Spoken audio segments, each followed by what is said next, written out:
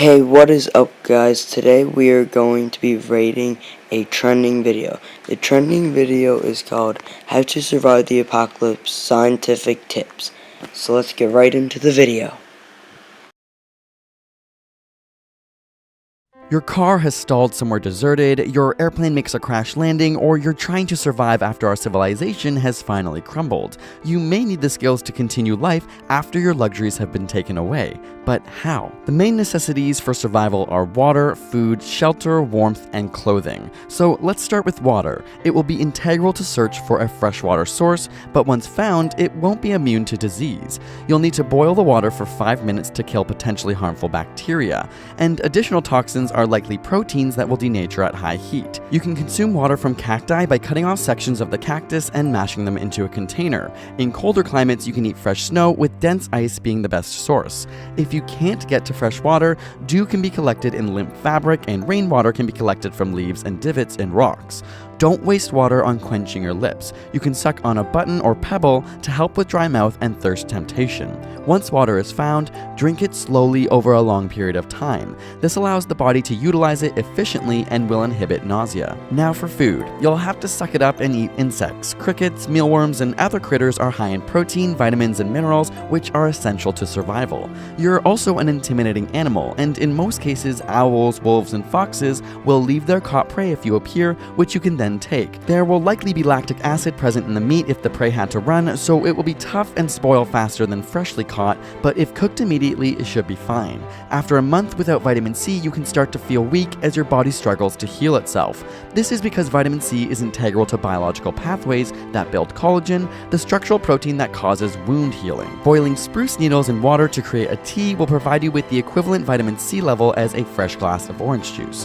One of the easiest animals to capture is rabbit, as they rely so heavily on camouflage and are easy to get close to once spotted.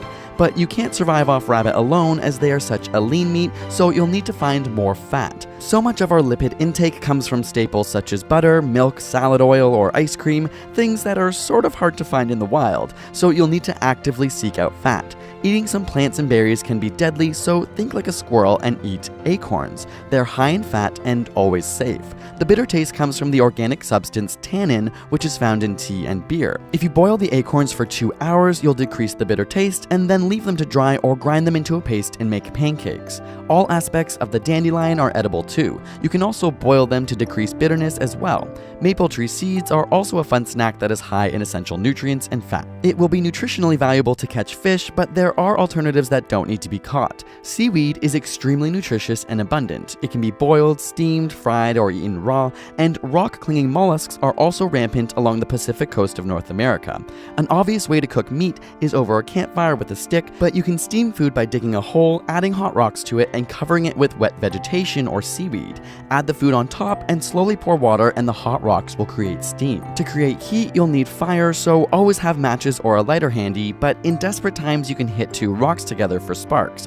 Keep your eyes peeled for iron pyrite, a type of flammable mineral that is mined for its combustible properties. Another safe option is the classic magnifying glass binocular lenses, which can work as well. Once you get sparks, you'll need a tinder, the name for materials that can ignite easily. Examples are shredded birch bark, dry moss, lichen, grass, evergreen needles, and the bark of all cedar trees. Once lit, you'll want to lay the ends of sticks in the fire and then push them into the flames slowly as they're consumed. This is an efficient way to keep your fire going for longer. You don't want to light a fire within your shelter for obvious reasons, and proper ventilation is needed to stop any chance of carbon monoxide poisoning. A shallow cave is an ideal shelter, putting your fire a safe distance in front for warmth. In the woods, breaking off branches and making a leaning structure is simple and effective too. Angle the gradual incline towards the wind and start building the walls from the bottom up. Use a stick to make a drain around the structure for rainwater to drain. As for a comfy bed, pine needles, dry moss, leaves, and ferns are the Casper mattress of your post-apocalyptic life. In the winter, don't dress too warmly, as your body is capable of regulating temperature, and perspiring can lead to dehydration. On the way out, you'll want to grab boots and thick wool socks. Leave your skinny jeans at home, as you'll need extra room around the knees for dexterity.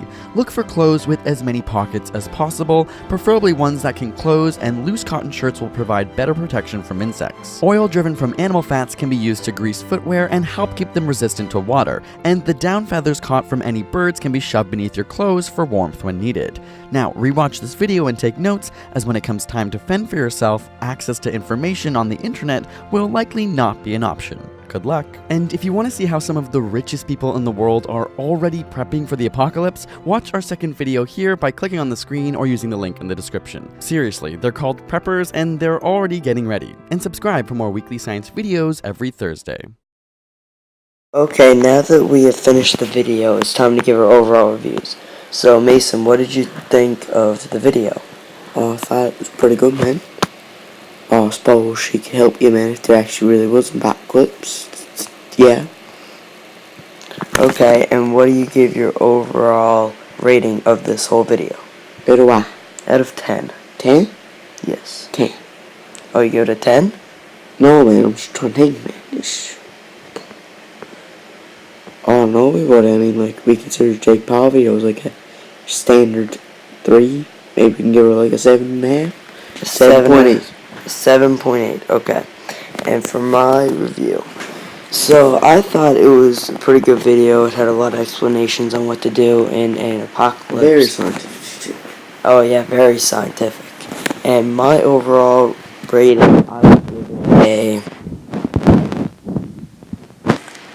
I'm gonna say a 7.8 too. So overall, we'll give it a 7.8. He's plagiarizing me. Yes, I copied you, Mason. How do you feel? Shouldn't be at it. Okay, anyways, thanks for watching the video. If you liked it, put a like down below. If you like our content, hit the subscribe button for more videos.